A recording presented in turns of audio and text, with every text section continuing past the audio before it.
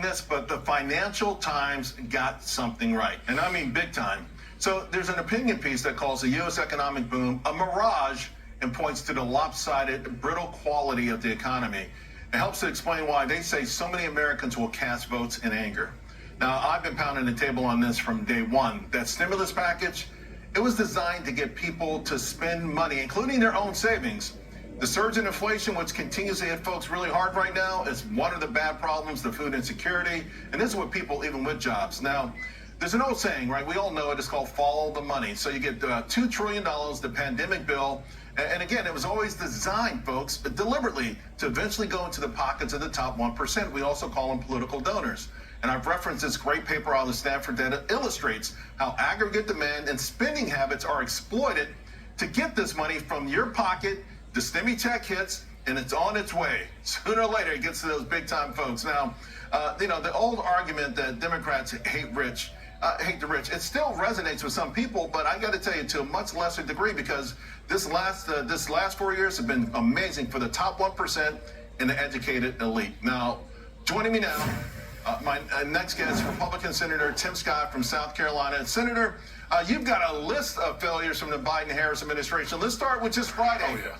12,000 jobs. That's total jobs. Take out government, and we lost private sector jobs. Unbelievable, Charles. Let's add a little color to that as well. They had to adjust the jobs report 800,000 down. So add on top of that 12,000 jobs created in the private sector. It's a negative job growth. It's been a negative job growth for a long time. Here's what working people know right now. Under the Joe Biden-Harris regime, things have gotten worse and worse and worse. It's not just gas prices. It's not just keeping your home cooler hot. It's not simply the cost of food. It's a loss of jobs. Unemployment's ticking up. Enthusiasm way down. This is a recipe for change. Yeah. It's one of the reasons why we should be excited about 4 more years of Donald Trump with inflation, 1.4%, unemployment, record lows, and more money in your pocket. Yeah. The contrast couldn't be clearer. No, it couldn't be. You know what's intriguing? It's a good time to be Republican. You know what's intriguing to me is as much as of all the hand-wringing from the Biden-Harris camp about Trump's taxes, right? They were able to enjoy those 2017 tax cuts. And here's the thing. You point out that if they are allowed to expire, we will see just how impactful they were to the middle class, because they're going to hurt American families if they're not renewed, right?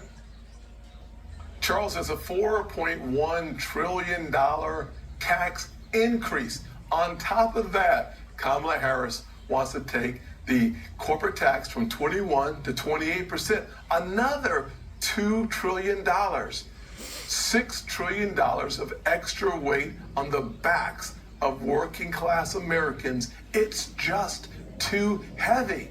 Let's give the back a break and elect Donald Trump back to the White House. It is the fastest way for your back to feel better. Put the Tylenol down, put the Advil down, and let's just re-elect Donald Trump and have a good time explaining to the American people why $4,000 is actually real money in your paycheck. Why having unemployment at record lows for blacks, Hispanics, Asians, 70-year low for women, 50-year low for the majority population? That's called more excitement, more enthusiasm, and more momentum.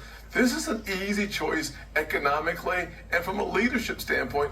Close the southern border. Let's replace disrespect on the global stage with respect from our adversaries and our allies alike. This election is incredibly important. Let me pick up on those two things. First, the border. Immigration is number 2 issue. Yes. For a long time, for a while this summer, it was the number 1 issue. And VP Harris, to your point, has taken pride in helping this go along. You know, people break the law when they enter our country illegally. And, you know, for all of this talk that there was a bill submitted, that was a bill really to legalize this stuff, or to make people who are here illegally citizens. The idea of getting pushing folks out who are here illegally, have the mechanics been worked out on how that would be done? One of the things I've heard President Trump talk about was the first interaction an illegal immigrant has with law enforcement is the first opportunity to get them out of the country. That is what I call common sense. If you do that enough, it starts impacting the entire country. The second thing I'd say is let's also ask Kamala Harris for her plan, because she's for the wall, but also against the wall. She's for fracking and also against fracking. Yeah. She's for baseball and apple pie, but then she's also against apple pie and baseball. So here's the question: you can't believe what she says because she doesn't know what she believes. Yeah. Well, we already know that Donald Trump has a record on the border. Depending on where she is, the accent changes, and depending where she's campaigning, the commercials change. Hallelujah! Exactly. I got less than 2 minutes to go. Exactly. The world is on fire. Russia's got momentum. Iran's planning an attack on Israel. And North Korea's firing off missiles. They're sending troops to Russia to fight Ukraine. And China's doing more saber rattling than ever. From the world stage, it seems like it's pretty clear that the bad actors got really emboldened in the last 4 years. 100%. Two things we ought to know: pre-Donald Trump, post-Donald Trump. Pre-Donald Trump, Obama had incursions in Ukraine. During Trump years, zero activity. Post-Trump, full-out war. Middle East, pre-Trump, confusion.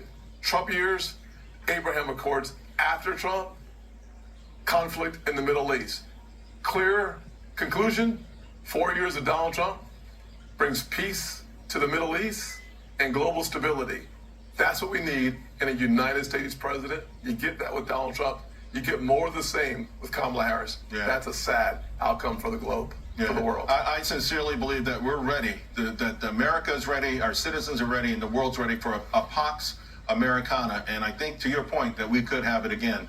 Senator Scott, it's always a pleasure. I wish we had more time. Hope you come back real soon. Thank you, Charles. All right, see you soon.